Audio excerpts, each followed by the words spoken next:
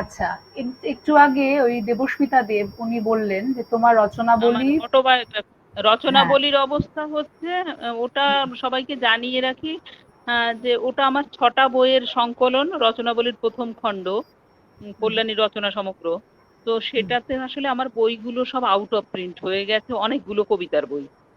তো সেইগুলো 4টে কবিতার বই আর 2টো প্রবন্ধের বই মিলে ওই বইটা প্রকাশিত হবে। ওটা আগস্টের মাঝামাঝি আমাদের টার্গেট আছে, আগস্টের মাঝামাঝি বইটা প্রকাশিত হবে। আচ্ছা, আরেকবার লিখছেন যে তোমার বই আমি কেন চারাল লিখি সবার পড়া উচিত, ওটা একটা অনুপ্রেরণা। এটাই তো তোমার আত্মজীবনী। হ্যাঁ, হ্যাঁ, হ্যাঁ। তো এই যে আমি কেন চারাল লিখি, এইটার মধ্যে তো তোমার ওই পদবি নিয়ে যে হেনস্থা বিভিন্ন হেনস্থা। জায়গায় বিভিন্ন সময় তোমাকে ফেস করতে হয়েছে, তোমার হস্টেল লাইফ থেকে শুরু করে তোমার কাজের জায়গা, তোমার অফিস, সেই ঘটনাগুলো যদি বলতে চাও কিছু। আসলে না আমি আর ওই তিক্ত কথাগুলো বলতে না, বেশি চাই না, যে ওইটা তো অনেকবার বলেছি। আর তারপরে মানুষের ছোট ছোট, আমার খালি মনে হতো কি, ওই ছোট ছোট ব্যবহারগুলো দেখে আমার খালি মনে হতো যে আমি এরকম ছোট ছোট মানুষদের সাথে বসে কাজ করছি, এবং আমি চাকরি ছাড়ার পরে মনে হলো আমি রিলিফ পেয়েছি। আসলে পরিবেশটা আমার পক্ষে খুব একটা সুখকর ছিল না। তো মানে আসলে তোমাকে ওদেরও ছাড়তে হলো। হ্যাঁ, এবং ওদেরও না দোষ বলবো। আসলে না মানসিক গঠন, সামাজিক গঠন, এই জায়গাগুলো আমাদের আসলে সামাজিক ইতিহাসটা তো ভীষণ খারাপ। তো তো সেইখান থেকে না ওদের যারা আমার পাশাপাশি বসে আমার সাথে ওরম ব্যবহার করতো, তাদের আসলে আহ, সেই আসল সামাজিক শিক্ষাটা ছিল কম। উম, খুব কারণেই, খুব স্বাভাবিক কারণেই তারা ওই ব্যাপারটা ছিল, যেটা হচ্ছে একটা কাস্ট হিসেবে তো তার একটা আহ মানে কাস্ট হায়ারার্কিটা তার মধ্যে কাজ করতো। আর একটা যেটা ছিল হচ্ছে ওর ওই একটা প্রতিহিংসা কাজ করতো যে এরা রিজার্ভেশন পায়, এটার একটা, এটা সব জায়গাতে কাজ করে। যেমন আম্বেদকর সম্পর্কে যখন আমরা বলি, কেউ হুম, আম্বেদকরকে ডিটেল ওই রিজার্ভেশনে বলে বা কনস্টিটিউশন লিখেছেন এই পর্যন্ত, কিন্তু আমাদের তো সকলের সেই মানুষটাকে জানা দরকার, যে কি আচ্ছা। সাংঘাতিক, কি অমানসিক স্ট্রাগল করেছেন একজন মানুষ, এবং যিনি হচ্ছে পৃথিবীর অন্যতম জ্ঞানী পুরুষ।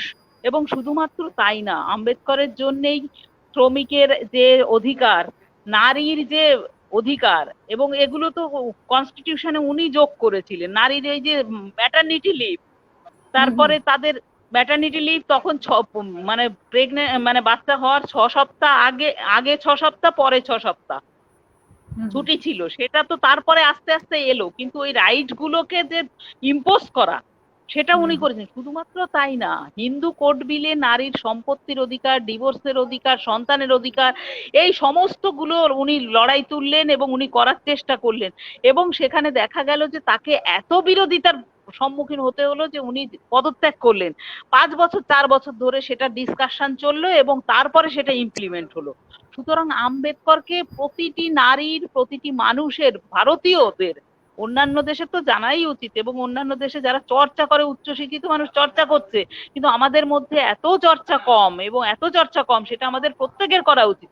ইকোনমিক্স নিয়ে তার অসাধারণ রচনা আছে, সমস্ত বিভিন্ন শাস্ত্রকে কাউন্টার করা আছে, বৌদ্ধ ধর্ম সম্পর্কে তার অসংখ্য রচনা আছে। এগুলো তো আমাদের পড়া দরকার, জানা। পলিটিক্যাল সায়েন্স নিয়ে তার অত কাজ করা রয়েছে। তো সমস্ত আমরা জানি না, মানুষটাকে শ্রদ্ধাও করি না। কত মানুষ তাকে শুধুমাত্র ওই কনস্টিটিউশন করেছে, রিজার্ভেশন দিয়েছে, এর বাইরে কেউ আমরা জানতে চাই না। কিন্তু আমার মনে হয় এটা আমাদের প্রত্যেকের নৈতিক দায়িত্ব তাকে জানা। সত্যি তাই, স্বীকার করতে কোনো লজ্জা নেই যে সত্যি আমরা খুব বেশি কিছু এবং এখনো আমাদের জানি না অতি ওনার উচ্চ শিক্ষিত, সম্পর্কে। অতি উচ্চ শিক্ষিত একজন মানুষকে যদি, একজন কলেজ ইউনিভার্সিটিতে পড়ানো লোককেও যদি আমরা বলি যে আপনি 5 মিনিট আম্বেদকর সম্পর্কে বলেন, তিনি পারবেন কিনা আমার খুব সন্দেহ আছে। ঠিক। কিন্তু আজকের পর আমার মনে হয় অনেকেই আমরা পড়ার চেষ্টা করব, জানার চেষ্টা করব। আমি তো তোমার এবং কথা এইটা দরকার। হ্যাঁ, ইন্টারনেটে গেলে তো অনেকখানি জানা যায়। আসলে আমাদের যে প্যারালাল হিস্ট্রিটা, আমরা তো সেইটা সাবঅল্টার্ন হিস্ট্রিটা তো কেউ জানি না। হুম, হুম, সাবিত্রীবাই ফুলে, জ্যোতিরাও ফুলে, হরিচাঁদ গুরুচাঁদ, এই যে মতুয়াদের নিয়ে এত কথা হচ্ছে, কিন্তু ওই দুটো মানুষের কথা ইতিহাসে নেই। ইতিহাস অস্বীকার করেছে। বাঙালির ইতিহাস, এটা তো বাঙালির লজ্জা, আমাদের সকলের লজ্জা। আমাদের আর্ধেক ভারতবর্ষ দেখিয়েছে, আমাদের আর্ধেক ইতিহাস, আমাদের জাতির ইতিহাস আর্ধেকটা দেখিয়েছে, সবাইকে দেখায়। মানে যে সময় বিদ্যাসাগর মহাশয় কাজ করতেন, রামমোহন রায় কাজ করছেন, হরিচাঁদ গুরুচাঁদ তো সেই সময়, এবং সবচেয়ে বড় কথা যারা অচ্ছুত তাদের নিয়ে কাজ করছে, অথচ তাদেরকে অস্পৃশ্য রাখা হয়েছে ইতিহাসের কাগজে। এটা তো কাগজ কলমের মধ্যে আনটাচেবিলিটি। হুম, হুম, আমরাও তো যেমন, আমাদের কথাও কি এখনো মেন স্ট্রিমি এরা স্বীকার করে? করে না তো। আমাদের লেখা টেখা তারা যতটা পারে সেখানে যতটা বিরোধিতা করা যায় সেটা তারা করেন, চরিত্রগত ভাবেই করেন। তো আমরা আমাদের কাজ করে যাচ্ছি, ইতিহাস তার সাক্ষ্য বহন করবে, থাকলে থাকবে, না থাকলে না থাকবে। আমার খুব একটা দুঃখ লাগে না আজকাল। আমার মনে হচ্ছিল যে কেন 2021-এ দাঁড়িয়েও দলিত সাহিত্য বলে আমাদের আলাদা করে কিছু উল্লেখ করতে হয়। সেইটা যেহেতু হচ্ছে ভারতবর্ষের অন্যান্য সব জায়গাতে বলে দলিত আছে, আর প্রথমেই বলে ইউপিতে আছে আর মহারাষ্ট্রে আছে, অন্য আর ভারতবর্ষের চিত্রে তো অন্য সব জায়গাতেই দলিতরা আছে, এবং সেখানে মুভমেন্টও করেছেন। পেরিয়ার রামস্বামী হচ্ছে তামিলনাড়ুতে মুভমেন্ট করেছেন। পেরিয়ার, নারায়ণ গুরু, সাহুজি মহারাজ, এরা তো প্রত্যেকেই হচ্ছে দলিত মনীষী। কিন্তু সে তো দলিতের মনীষী না, সে তো পিছিয়ে পড়া মানুষকে করেছে। সে তো আমাদের সবাইয়ের ইতিহাস বইতে সবাইয়ের পড়া উচিত ছিল, সেটা তো আমাদের ইতিহাস সে তো অস্বীকার অনেক করেছে। যুগ এবং আগের গল্প, যে- কিন্তু এখনো যেহেতু যেহেতু হুম, যেহেতু ইতিহাস অস্বীকার করেছে, তা আমাদের তো আমার পূর্বপুরুষের ইতিহাসটাকে আমাকে যদি কেউ না লেখে, আর আমরা তো শিক্ষা বঞ্চিত ছিলাম, কেউ লেখাপড়া হুম, জানতো না বলে লেখেনি এই মানুষরা। আমরা যখন লিখতে শিখেছি, যে আমার পূর্বপুরুষের কথা আমি লিখে যাব না কেন? লিখে যাই, সেটা নিশ্চয়ই। থাকলো কালের খাতায়, থাকলে থাকবে, না থাকলে আর কিছু করার নেই। মানে বিরোধিতাও থাকবে, এবং সত্যি সত্যি যে হিন্দুত্ব মনুইজম আমাদের গ্রাস করছে, সেই মনুবাদ হুম, যদি এসে যায়, তো ভারতীয় সংবিধান তো সংবিধান মেনে চলবে না, তখন তো মনু শাস্ত্র মেনে চলবে। তখন আবার ওই নারীর যে স্থান, শূদ্রের যে স্থান, সেই জায়গায় চলে যাবে। ঠিক কথা। তুমি নীল সেই জন্যেই সম্পর্কে এই বলছিলে? আমাদের বিরোধী এই স্বরটা তোলা দরকার। এবং বাংলাতে বারবার অস্বীকার করা হয়েছে, বাংলায় দলিত নেই, বাংলায় আনটাচেবিলিটি নেই, তাহলে চুনি কোটাল হলো কেন? এই ঠিক। সেদিন মেরুনা মুর্মুর জন্য অত ট্রোল হলো কেন? এটা হ্যাঁ, তো হ্যাঁ। সবাই ফেসবুকে দেখেছে। এই তো 21 সালে, 20 সালে, হুম, হুম, হুম। 2020-তে সত্যি। তো আমরা দেখছি মেরুনা মুর্মুকে ওইভাবে হেনস্থা করা হচ্ছে ট্রোল করে করে। ইভেন বাংলা, এই যে বাংলায় যখন এই যে দলিত সাহিত্য একাডেমি গড়ে উঠলো, তখন স্বপ্নময় হুম, হুম। চক্রবর্তীরা বলছে ব্রাহ্মণ সাহিত্য একাডেমি কেন হবে না? আমাদের লেখা তো অস্বীকার করে, ওরা বলে এগুলো কবিতা হয়নি, এগুলো পদ্য হয়েছে। আচ্ছা। এরম আর কি, মানে এগুলো বিবৃতি। আমাকে বলেছিলেন একজন, আমার বইয়ে রিভিউ করে বলেছিল, ওকে তো আমরা চন্ডালিনীর মতন দেখি না, ওকে তো ভালো দেখি, হ্যান দেখি ত্যান দেখি করে। তারপরে উনি যেটা লিখলেন শেষে গিয়ে, সমস্ত বইটা রিভিউ করে শেষে গিয়ে বললেন যে ওগুলো কবিতা হয়নি, বিবৃতি হয়েছে। তো আমি পরের বছর ওনাকে, আমার প্রবন্ধর বই বেরোনোর পরে আমি বললাম, আমার না একটা বই বেরিয়েছে, সেটার নাম হচ্ছে চন্ডালিনীর বিবৃতি, এবং তিনি একজন বিখ্যাত কবি। আচ্ছা। তোমাকে আমি কবিতা শোনাই, হ্যাঁ, কবিতা এগুলো শোনাও। শোনাতে অনেক ঘটনা। হ্যাঁ, শোনাও। কবিতা শোনাই। হ্যাঁ, হ্যাঁ, শোনাও। এটা হচ্ছে, এটা আমি একটু অনুষঙ্গ বলি, এটা হচ্ছে ঝুমুর নাচের মেয়েদের নিয়ে। আচ্ছা। ঝুমুর নাচের মেয়েদের না, হুম, ওই হুম, ঝুমুর নাচের মেয়েরা নাচতো তো। তো হুম, ওদের একজন করে ওস্তাদ থাকতো। তো ওস্তাদরা আচ্ছা। ওদের যে যৌবন ছিল তখন তাকে ব্যবহার করতো। তারপরে সেই ঝুমুর নাচনির আর মানে সমাজ তাকে গ্রহণ করতো না। কখনো কখনো তাদের ছেলে মেয়েও হতো, কিন্তু কি বলতো, তাদেরকেও ওইরকম খারাপ নজরে দেখা হতো। তো আমার হুম, পরিচিত একজন রাঢ়বঙ্গের লেখক ছিলেন, তার নাম হচ্ছে সুনীল কুমার দাস। তো ওর আচ্ছা। একটা ছোট গল্প উনি লিখেছিলেন, এবং হুম, জানা যায় কি ওই ছোট গল্প থেকে উনি গল্পও বলেছিলেন যে এই ঝুমুর নাচনিরা যখন মারা যায়, ওদের না কেউ কাজ দেয় না। হুম, হুম। ওদেরকে বিভিন্ন গরুর গাড়ির ও ওই আচ্ছা, আচ্ছা। আহ, গরুর গাড়ির পিছনে একটা দড়ি দিয়ে ওর পায়ে বেঁধে নদীর চড়ায় নিয়ে যেত, এবং সেখানে গিয়ে ফেলে দিয়ে আসতো, চিল শকুনে ছিঁড়ে খেত। এই হচ্ছে ঝুমুর নাচরির জীবনের শেষ অধ্যায়। তো সেটা হচ্ছে ওই ইয়ে বলা, ওই ওই ঘটনাটা আমাকে খুব ইনফ্লুয়েন্স করেছিল, অনুপ্রাণিত করেছিল। তো তার ওপরে আমি ঝুমুর নাচের বাসিনী মাসি বলে একটা ছোট্ট কবিতা লিখেছিলাম। বলো। বাসিনী মাসি নাচতে গেছে, দেখবি যদি আয় সকাশে, ঝুমুর নাচ নাচলে পরে বাসিনীদের কি গঙ্গা মেলে, শ্রীধর বাবু ওস্তাদ তার বাসিনী মোলে চিলে খাবে, জেনে শুনেও নাচলি মাসি, গরুর গাড়ি টানলে পরে লাগবে না তোর। ও মাসি তুই নাচিস না আর, থেথড়ে যাবে, দড়ি বাঁধবে পায়েরে তোর, ঘুঙুর বাঁধা ওই পায়েই, নদীর চড়ায় নিয়ে যাবে, চিল শকুনে ছিঁড়ে খাবে। কেন রে তুই নাচতে গেলি বাঁশিনি মাসি, থাম রে এবার, থামারে তোর ঝুমুর নাচ। একটু আস্তে কথা বলো। সহ্য করা যাচ্ছে না, কি যন্ত্রণার।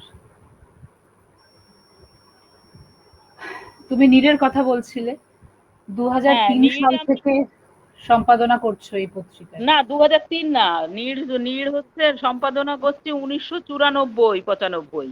আচ্ছা, অনেক আরো অনেক আগে থেকে। আচ্ছা, আরো অনেক 28 বছর, নীড়ের বয়স এখন 28 বছর, সে অনেক বাহ। মানে কৈশোর ছেড়ে যৌবনে চলে গেছে। তো সেখানে তো বিভিন্ন বিভিন্ন ভাষায় লেখা ছাপা হয়।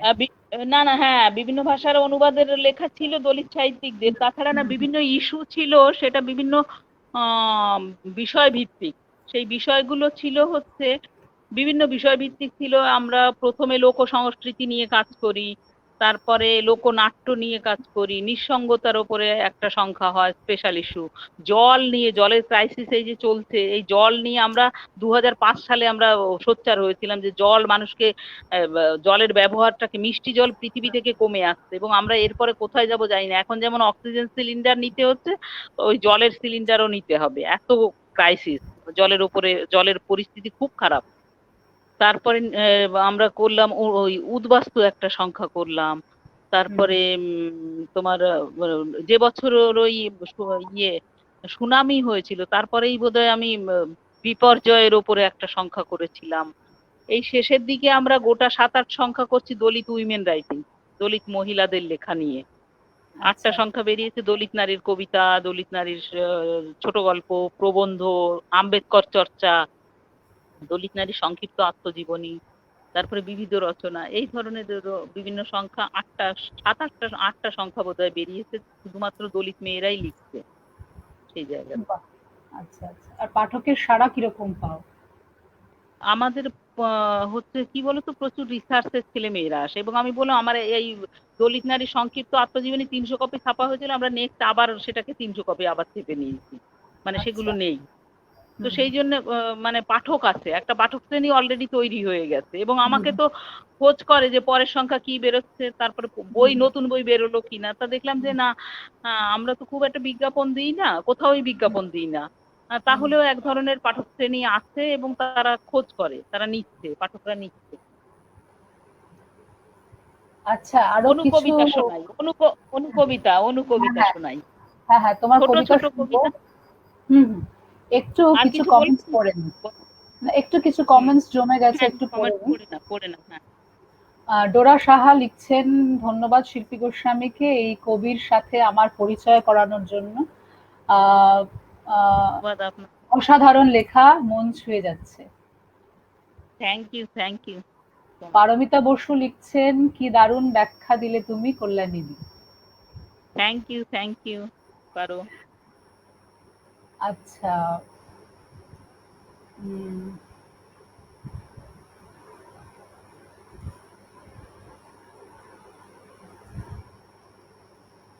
পড়বো আমি অনুকবিতা পড়বো। হুম, আচ্ছা, পড়ো, আমরা কমেন্টসে আবার যাবো। হ্যাঁ কমেন্টস গুলো দেখতে পাচ্ছি না, কমেন্ট হুম, হুম, দাঁড়িয়ে গেছে পুরো, হ্যাঁ। হুম, হুম। সভ্যতা বশত কেউ কাউকে আঘাত করতে চাই না, অথচ নিভৃতে বিক্ষত হই প্রত্যেকে আমরা। সেকেন্ড অনুকবিতা, 2 লাইন করে করে কবিতা। কারো কাছে ভেঙে তো পড়িনি কোনোদিন, ভিজে বালিশ কিন্তু সব জানে। তারপরেরটা, নিজেই খনন করি দুঃখ দিঘি এক, অবগাহন পর্ব চলে তাতে দিন রাত।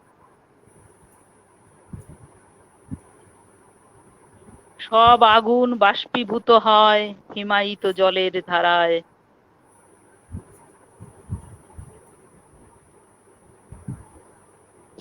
শব্দ দেখা হয়, হারিয়ে যাচ্ছে। কথা হয় না কিছুই, মাঝে মাঝে ব্যথা বিনিময় হয়।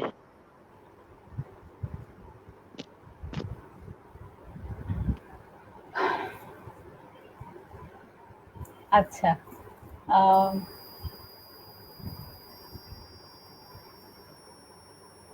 আচ্ছা, ইনি লিখছেন, এই ডোরা সাহা আবার লিখছেন যে ওনার বই অনলাইনে কি পাওয়া সম্ভব? না, অনলাইনে পাওয়া সম্ভব নয়, তবে শিল্পীর সাথে যোগাযোগ করলে আমি ব্যবস্থা করে দিতে পারবো। দেবস্মিতা দেব লিখছেন, বাবা সাহেবের হিন্দু কোর্ট বিল মহিলাদের প্রপার্টি রাইটস দিয়েছিল, সেটাও অনেকের অজানা। অর্পিতা বাসু লিখছেন, একদমই ঠিক কল্যাণীদি, আমি পুরো সহমত। দেবস্মিতা দেব আবার লিখছেন, বাবা সাহেবের বেশিরভাগ লেখা অনলাইন পাওয়া যায়। থ্যাংক ইউ ইনফরমেশন গুলো দেওয়ার জন্য। সকলে তাহলে অন্তত হ্যাঁ, হ্যাঁ, পড়তে পারবে। তুমি, হ্যাঁ, নিশ্চয়ই নিশ্চয়ই। তুমি যেটা বলেছো সকলে পড়ে নেবে। হ্যাঁ, ডোরা সাহা আবারও লিখছেন, দেশ আজ সেই ভয়ঙ্কর সন্ধিক্ষণে দাঁড়িয়ে আছে। খুব গুরুত্বপূর্ণ এই কথা হলো সহজে বলা যাওয়া। কথা হলো সহজে বলে যাওয়া। অর্পিতা বাসু আবার বলছে, হ্যাঁ হ্যাঁ, কবিতা শোনাও দিদি। থ্যাংক ইউ, আমি কবিতা শোনাচ্ছি। এরপরে অর্পিতাকে নিয়ে একটা বৈঠক করতে হবে। অর্পিতা ভালো লেখে, ওকে বলেছি ওই লেখাগুলো দিয়ে একটা বই বের করতে হবে। দেবস্মিতা দেব আবারও লিখছেন, তুমি এক একটা কবিতা পড়ছো আর আমি আমার সামনে সেই কবিতাগুলো খুলে বসে আছি। বাহ, থ্যাংক ইউ, চমৎকার। Thank you.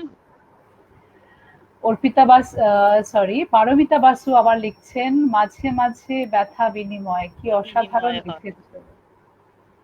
Thank you, thank you. Pratibha Mondal লিখছেন, যে যে কবিতা পাঠ করেছো এই অনুষ্ঠানে তা সবই খুব ভালো। থ্যাংক ইউ প্রতিভাদি। অর্পিতা বাসু আবার লিখছেন, কি বলবো বুঝতে পারছি না, মন ছুঁয়ে যাচ্ছে দিদি। ধন্যবাদ শিল্পী, ধন্যবাদ দিদি, দুজনকেই অনেক ভালোবাসা। লেখিকার সই সহ বই আমারও চাই। হ্যাঁ, একটু দেরি করো, ইসের সময় আসবে। এই আমরা পেয়ে যাব আগস্টের মাঝামাঝি আশা করছি। আগস্টের মাঝামাঝি ওই সমগ্রটা আসবে, ওটার মধ্যে কবিতা, আসলে কবিতার বইগুলো তো নেই। মানে মানে পিস মেলে এরকম ছোট একটা করে করে বই পাবে না, এইগুলো তো নেই। ওই জন্যই আমি দেখলাম যে সবাই যখন চাইছে, তাহলে একসাথে ওটাকে করি। কারণ আমার কাছে যে স্টুডেন্টরা আসে তারা সবাই জেরক্স করে নিয়ে যায়। তো হুম অনেক হুম। দিন ধরে, সেটা তো একদিনের ঘটনা না, অনেক দিন ধরে চলছে। সেই জন্য আমি ভাবলাম যে এটা যদি হয়, আসলে এটা একটা ফিনান্সিয়াল ব্যাপারও, তো আমাকে টাকা পয়সাও জোগাড় করে সেটার পারপাসে খরচ করতে হবে।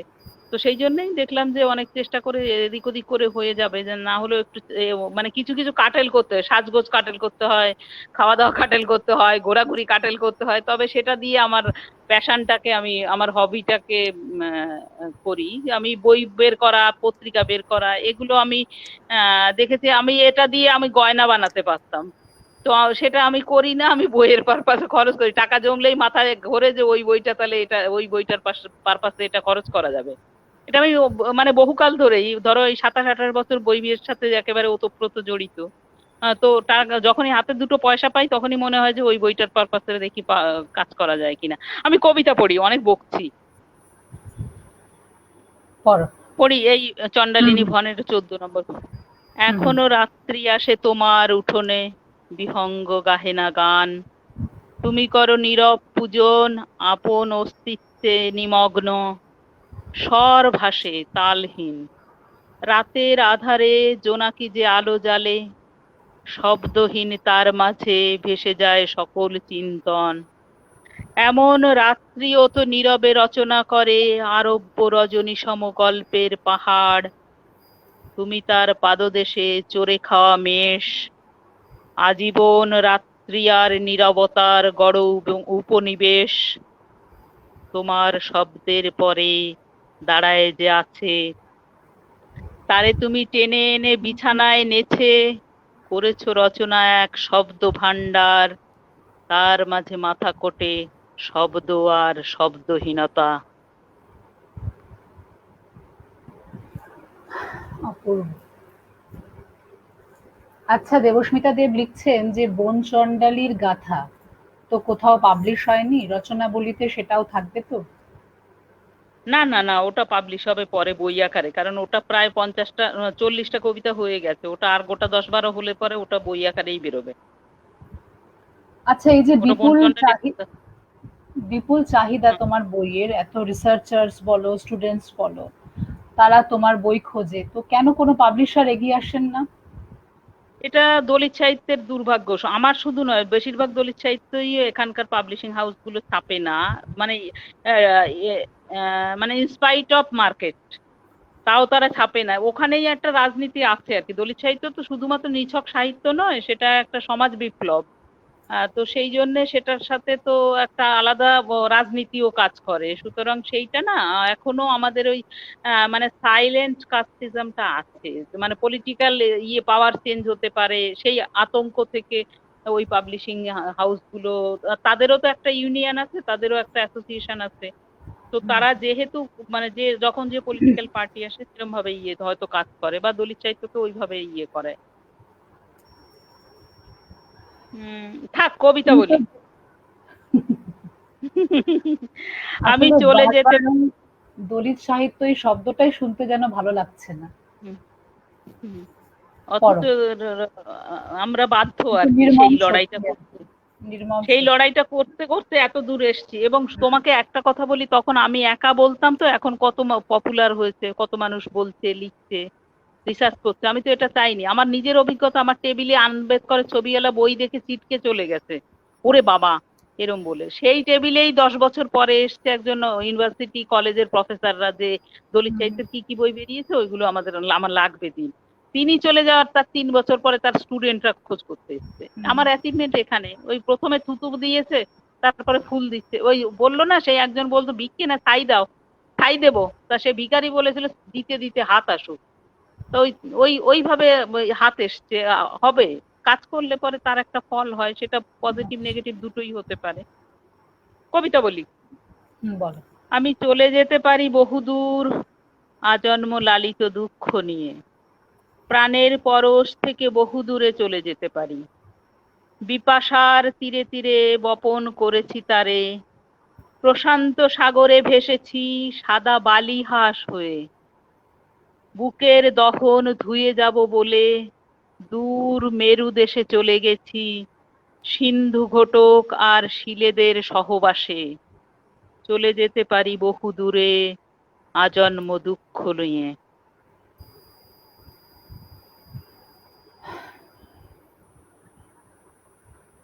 আচ্ছা, তোমার তুমি তো বিদেশে সেমিনারে যাও, সেখানে কিরকম সাড়া পাও? সেখানেও তারা শুনছে। আমার যেমন নটিংহামে আমার একটা পার্টিকুলার কবিতা নিয়েই ওয়ার্কশপ হয়েছিল। আমার একটা কবিতার ওপরেই ওয়ার্কশপ হুম, হয়েছিল, এবং সেটা যেহেতু আমার তো বেশি ট্রান্সলেশন তখনও পর্যন্ত হয়নি, এখন কিছু হুম, কিছু নেটে পাওয়া যায়। হুম, তো বই আকারে যতক্ষণ না বেরোচ্ছে ততক্ষণ তো ইংরেজিটা না হলে মুশকিল হচ্ছে, কিন্তু সব বইগুলোই ট্রান্সলেশনে চলে গেছে, কেউ না কেউ নিয়ে হুম, গেছে। হুম, হুম, তো ওই ওটা ওটা একটা ছোট্ট বই আকারে আমার এই আহ ধরলেই যুদ্ধ সুনিশ্চিত, এই বইটার একটা হুম, পার্ট হুম, ছিল অশ্ব সিরিজ। তা ওটার ওই অল্প 5-7টা কবিতা একজন আমাকে অনুবাদ করে, তাকে দিয়ে অনুবাদ করিয়েছিলাম। হুম, তো হুম। আমার চেনার ছেলে, তো ওইটাকে আমি বই আকারে বের করে দিয়েছিলাম, অশ্ব সিরিজটাকে, অল্প কয়টা 5-6টা কবিতার বই। আচ্ছা, তো আচ্ছা, আচ্ছা। সেইটা ওই বিদেশিদের হাতে পৌঁছে গেছিল, পৌঁছে যাওয়া। তো ওরা ওখান থেকে একটা কবিতা সিলেক্ট করেছিলেন, তো সেইটাকেই ওরা আচ্ছা, সেটার উপরে ওয়ার্কশপ করেছেন। ওয়ার্কশপ হয়েছে, যেহেতু আচ্ছা। আমার ট্রান্সলেশনটা কম হয়েছে বলে এখনো ততভাবে হয়নি। ট্রান্সলেশনটা হলে বোধহয় একটু সাড়া পাওয়া যাবে, দেখা যাক সেটা কত দূর হয়। আমি কবিতা বলি, আর একটা হচ্ছে অশ্ব সিরিজের একটা কবিতা পড়ছি। বলো। অশ্ব সিরিজের অনেক গল্প আছে, অশ্ব সিরিজের অনুষঙ্গটা অনেক বড়। আহ, এবং যেখান থেকে ইন্সপিরেশনটা এসেছিল তারপরের কবিতাগুলো অনেক কেমিস্ট্রি আছে। সে হুম। গল্প অন্য সময় করা যাবে, সময় নেই বেশি, আর 5 মিনিট আছে বোধহয়, আমি তোমার কবিতাগুলো সঙ্গে বলে ফেলি। তোমার সঙ্গে অনুষ্ঠান, মানে তোমার সাথে আড্ডা দিলে সত্যি সত্যি কোনো পর্বে ধরে রাখা খুব মুশকিল। বলো। নালবিহীন ঘোড়া। প্রতিটি পুরুষের মধ্যে একটা দুরন্ত ঘোড়া আছে বলে মনে হয়। মাঝে মাঝে তার সওয়ারি হয়ে দ্রুত ছুটে যায় বিস্তীর্ণ সবুজ পেরিয়ে, বেলাভূমি হয়ে কোনো এক বদ্ধ ভূমিতে। অবাধ্য ঘোড়াটাকে ব্যবহার করে আস্তাবলে ফেলে আসি, পিছু পিছু সেও ফিরে আসে। এমন আশ্চর্য ঘোড়ার খুরে কোনো নাল নেই। তার নিঃশব্দ যাতায়াত ইদানিং বড় ভাবায় আমায়।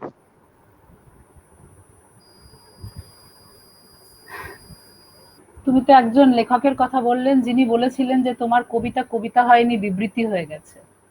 তো এরকমও তো হ্যাঁ, ঘটনা তোমার সঙ্গে ঘটেছে যে তোমার কোনো বই, কবিতা সংকলন, শুধু কিছু বলেননি, কবিতা বলেননি, তিনি সেটা লিখেছেন, তিনি লিখেছেন, লিখেছেন। রিভিউ করেছেন ওটা। আচ্ছা। আর তোমার কিছু কবিতা অনুবাদিত হয়েছিল এবং অনুদিত হয়েছিল এবং তারপর সেটা আরো একজন বিশিষ্ট কোনো লেখক বা হ্যাঁ, হ্যাঁ, কবি, হ্যাঁ, তিনি সেটা কি সেটা সেটা ছাড়পত্র দেননি। হ্যাঁ, ছাড়পত্র এরকম দেননি। ঘটনাও ঘটেছে। তো হতে থাকুক। তারপরেই ঠিক আছে, তাতে কিছু, ওই যে বললাম এগুলো এই ছোট ছোট আঘাত পেয়ে এখন আমি সিজন রয়ে গেছি। কিন্তু তোমার এই তোমাকে আর জীবনের একটা গল্পগুলো জানতে হবে, মানে আমি চাই যে সবাই জানুক, এগুলোও জানুক। হ্যাঁ, তোমার আর কবিতা যেমন সময় নেই, পড়বো, কবিতাগুলো শেষ করে নি, কবিতাগুলো শেষ করে। পড়ো। হ্যাঁ, কবিতা বলি। হুম। বলো। আচ্ছা। আহ, এইটা হচ্ছে ইয়ে তোমাকে না আমি একটু অনুষঙ্গটা বলি, ওই বিলের কথা বলছিলাম না, জলের হুম, হুম। মধ্যে যখন হ্যাঁ, একটা হ্যাঁ। চোরা স্রোত হয়, হুম, হুম। তখন তার মধ্যে শ্যাওলা থাকে, তারপরে ছোট ছোট পুঁটি মাছ থাকে, তারা ভেসে যায়। হুম, তো ওই চিত্রটা আমার মনে হয়েছিল। তো তোমার আমি এই কবিতাটা পড়ি, সম্মুখ ধর্মী চিরকাল, ছোট ছোট শামুকও থাকে। হুম, হুম। তুমি বড় শরীরই শৈবাল, তুমি বড় শরীরই শৈবাল, গহীনের মিন চোরা স্রোত তোমার দোসর। আমি যে সম্মুখ ধর্মী চিরকাল, আঁকড়ে থেকে ফিরে যাই আপন খোলসে যখন জোয়ার আসে।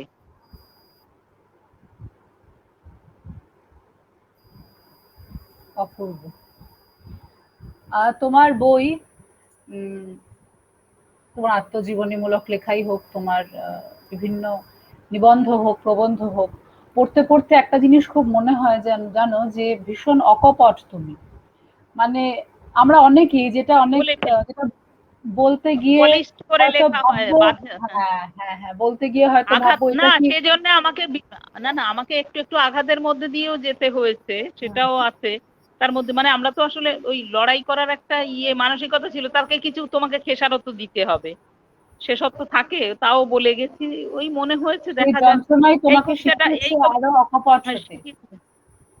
এই কবিতাটা না আমি পরে হুম, অনেক কম বয়সের এক সময় লিখে ফেলেছিলাম। আমার মনে হয়েছিল যে আমি বোধহয় এরপরে কখনো বসে এটা এরম লিখতে বললে আমি হয়তো লিখবো না। হুম, প্রতিটি রাত্রি জানে, তখন অনেক হুম, কম বয়সে লেখাবো। হুম, হুম। সাদ ছিল সন্ধ্যা তারা হব পশ্চিমের আকাশে, কত কম কথা দিয়ে ভরা যায় রাত, সোহাগেরও ভাষা হয় ভীষণ নীরবতা, কাল যাপনের নাম কপোতাক্ষী নদ, আঙুলের বাক্য বিনিময়, ওষ্ঠের উষ্ণতা কিংবা হৃদয়ের ছলাচ্ছল, মাঝি বৈঠা বাওয়া মধ্যরাত, চাঁদ জানে সব কথা, প্রতিটি রাত্রিও।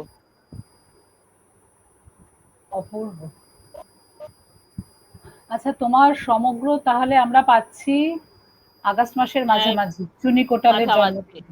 জন্মদিন। জন্মদিন না, চুলি কোটালের আত্মহনন দিবসে, চুনি কোটালের আত্মহনন দিবস। আচ্ছা, মৃত্যু অগাস্টে দিনে আত্মহনন দিবস। আচ্ছা আচ্ছা। সেই দিনে তোমার মোবাইলটা না নড়ে যাচ্ছে। মরে যাচ্ছে, মানে আমি ওই বই খুঁজতে গিয়ে একটু সরিয়ে ফেলেছি।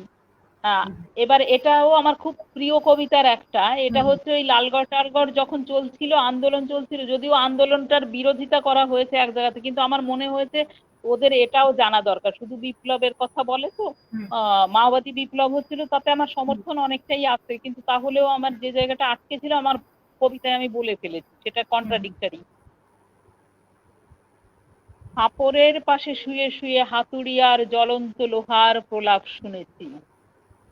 তাঁত ঘরে মাকু হয়ে এ প্রান্ত থেকে ও প্রান্ত ছুটেছি, লাঙলের ফালা হয়ে কৃষকের কাঁধে চড়ে দূর দিগন্তে চলে গেছি, মাঠ ভরা ফসল ফলাবো ফলে, চষে গেছি দিগন্ত মাঠ, কেবল অন্নের অভাব ঘোচাতে, তবুও আমলা শোল দেখে যেতে হয়, সংসারে বিলোতে হয় লাল পিঁপড়ের সাদা সাদা ভাতের মতো ডিম, তাতেই পুষ্ট সন্তানেরা হাতে নেয় তীর ধনুক, আর বিপ্লবের গূঢ় অর্থ না বুঝেই বুক পেতে দেয় বন্দুকের নলের সামনে।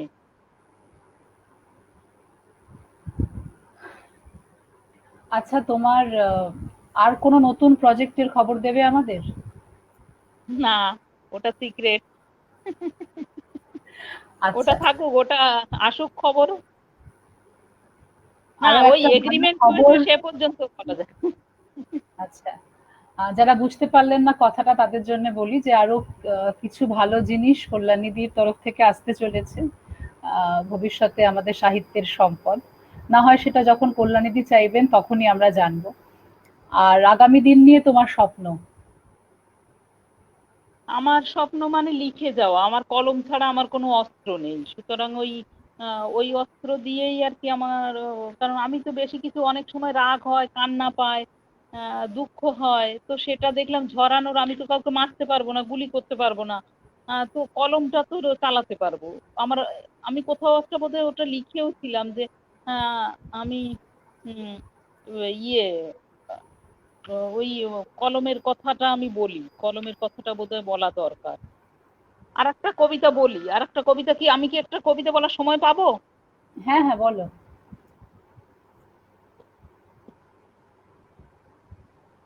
এই বাবা, এটা দেখি আমি তো কোন কবিতা, সেই কবিতাটা কোথায় হারিয়ে ফেলি যেটা বলবো। যে নক্ষত্র রাত জাগে তারে তুমি নিহারিকার গল্প শোনাও, যে ফুল গন্ধ বিলালো আজীবন বাগিচার পাশে, সেই জানে ঘেটু আর তার বেঁচে ওঠা প্রতি সন্ধ্যা রাতে। চাঁদও জানে এসব নিয়ম, তবু তাকে প্রতি সন্ধ্যায় নীরব দাঁড়াতে হয় আকাশ প্রহরী হয়ে। সুগন্ধি ফুলেরা জানে দারুণ দহন শেষে সাঁঝে তাকে যেতে হবে প্রতিযোগী আতরের কাছে। তবুও হাসনুহেনা গন্ধরাজ জুই চাপা প্রতি সন্ধ্যায় ছড়ায় সুরভি অস্তিত্ব জানাতে। ফুলের ব্যাপারী আসে তার অন্ন যোগাবার তরে, চলে যায় বস্তা বস্তা সুগন্ধি ফুলেরা সব রাতের বিছানায়। তারপর মুড়ো হয় টুকরো টুকরো, হারিয়ে যায় গন্ধ তার। বাসি ফুল ঝাড়ু দেয় যে ঝাড়ুদার, আমি তার প্রত্যন্ত প্রতিবেশী হয়ে ঘুমোই ফুলেদের সাথে। আহা, অপূর্ব।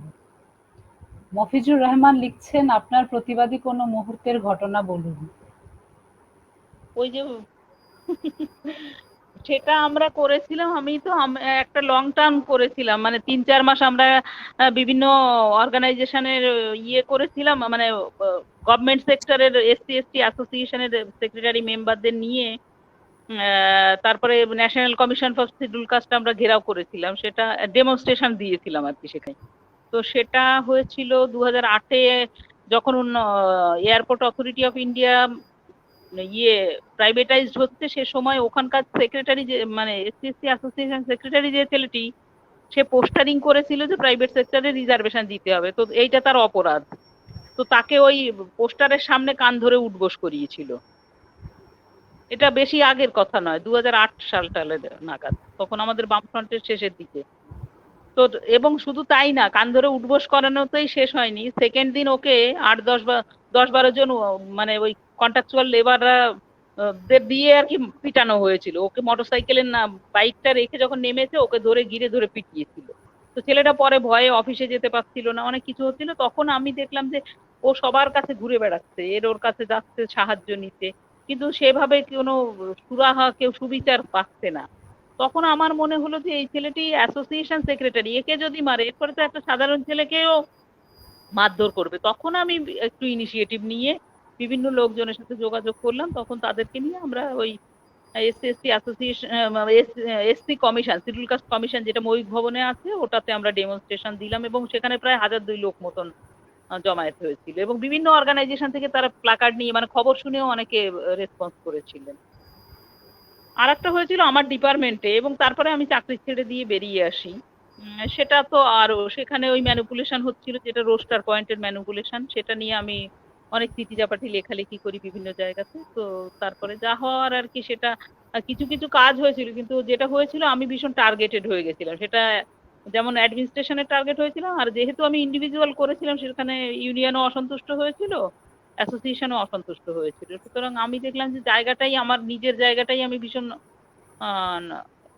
অগ্নিদগ্ধ করে ফেলেছি। তো তারপরে আমি দেখলাম যে আমাকে সাসপেন্ড করা হয়েছিল, তারপরে আমি সাসপেনশনের পরে তার ইনভেস্টিগেশন হলো, ক্লিন চিট দিল, ক্লিন চিট দেওয়ার পরে আমি দেখলাম যে আমার বোধহয় চলে যাওয়াটা বেটার হবে, এবং সেটা আমাকে স্মুথলি আমাকে আমার, সেজন্য আমি কৃতজ্ঞ তাদের কাছে। হ্যাঁ, মানে আমার অফিস ইউনিয়ন তারা অন্তত আমাকে স্মুথলি বেরিয়ে আসতে সাহায্য করেছিলেন। হ্যাঁ, এবং আমার তারপরে আমি ভলান্টিয়ার রিটায়ারমেন্টটা নিয়ে নিয়ে আর কি। আসলে অনেক কথাই বাকি থেকে গেল। অনেকটা আর বকেছি, 1 ঘন্টা। আমরা প্রথম দিন অনুষ্ঠান করেছিলাম অনেকটাই কম সময় ধরে, কিন্তু আমি জানতাম যে তোমার সাথে গল্প করতে বসলে, আড্ডা দিতে বসলে আহ, সময় মেপে করা যাবে না। আরো অনেক কিছু জানার ইচ্ছে ছিল। তুমি শুধু খুব ছোট্ট করে বলে দাও যে তুমি যে তোমার আত্মজীবনী আমি একটু দেখাই সবাইকে, যে কল্যাণী ঠাকুর চাড়াল, আমি কেন চাড়াল লিখি।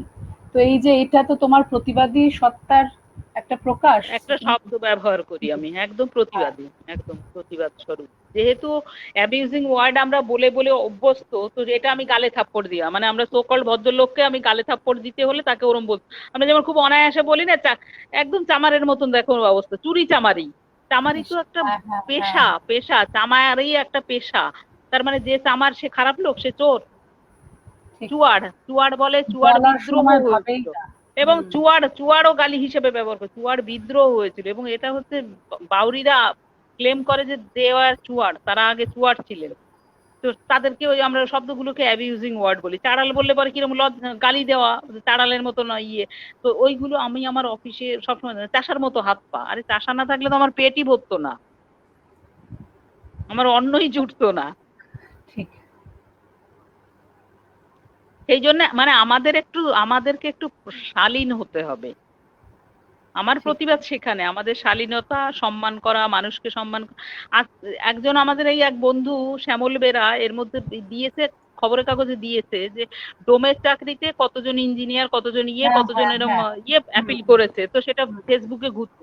তা আমি বললাম তাতে তোমার অসুবিধেটা কোথায়? অকুপেশনাল মোবিলিটি তো এইভাবে হবে। মানে যদি আমি মানে একজনরা সারা জীবন অন্যের গু পরিষ্কার করে যাবে, স্ক্যাভেঞ্জিং করে যাবে, আর আরেকজনরা ফুল দিয়ে এটা অকুপেশনাল মোবিলিটি। আমরা তো সোসাইটিটাকে সেইভাবে দেখতে চাইছি যে সামাজিক বিপ্লবটা তো সেখানে হবে যে অকুপেশনাল মোবিলিটি, আমরা সবাই সব কাজ, কোনো কাজ ছোট নয়, সবাই সব কাজ করব। সেই কাজটা আমি নিজের বাড়ির বাথরুমটা পরিষ্কার করছি তো, তা এবার যে ওই ছেলেটিকে দিয়ে সেটা করা উচিত। কিন্তু আমি যেটা দেখেছিলাম স্ক্যাভেঞ্জিং এর যখন হলো না, আমাদের ডিপার্টমেন্টে হয়েছিল যে হুম, কম্পেশন গ্রাউন্ডে চাকরি পেলে পরে অনেককে ওই সুইপিং এর কাজে দিচ্ছে, কিন্তু হুম, অন্য সে হয়তো দেখা যাবে ব্রাহ্মণ বাড়ির বই, বললো যে আমি যদি ওই কাজ করি আমার মেয়ের বিয়ে হবে না। সেটা যেমন বাস্তব সত্য, কিন্তু এটাও তো সত্য যে মেয়েটা সারা জীবন স্ক্যাভেঞ্জিং এর কাজ করছে, সেই বা করবে কেন? কারণ ইকুয়াল অ্যামাউন্টে মাইনে পাবে, ও মাইনে পাবে, ইনিও মাইনে পাবেন, কিন্তু আমি ঝাড়ু ধরবো কেন? এই যে যে জায়গাটা এইটা এবং তখনও হয়েছিল। তারপরে ওরা ওটা কন্ট্রাকচুয়াল করে দিল, এবং সেখানে কন্ট্রাক্টররা কি করলো, যে চাকরিতে ঢুকলো সে বাবু সেজে ঘুরে থাকে, সে ওই স্ক্যাভেঞ্জার যারা তাদেরকে অল্প কিছু পয়সা দিয়ে ওই কাজগুলো করিয়ে নেয়। কাজটা করিয়ে নেয়।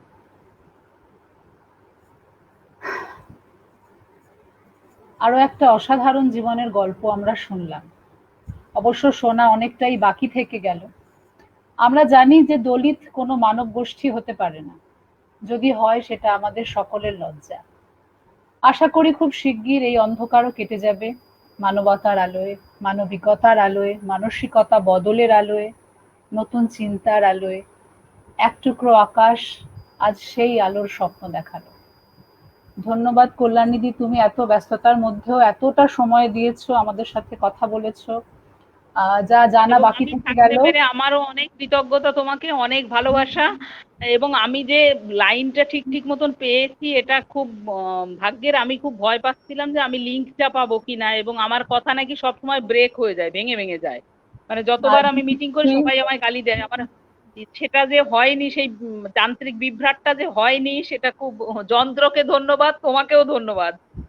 এক টুকরো আকাশের ভাগ্য এটা আর কি, সেই যে আজকে আমাদের অনুষ্ঠান চলাকালীন কোনো অসুবিধাই হয়নি। আরো কিছু কমেন্টস এসেছে, আমি চট করে একটু শেষ করার আগে বলে দিই, যেহেতু সবারটাই আমরা পড়েছি। হ্যাঁ, কমেন্টগুলো পড়ো। চট করে পড়ে দিই।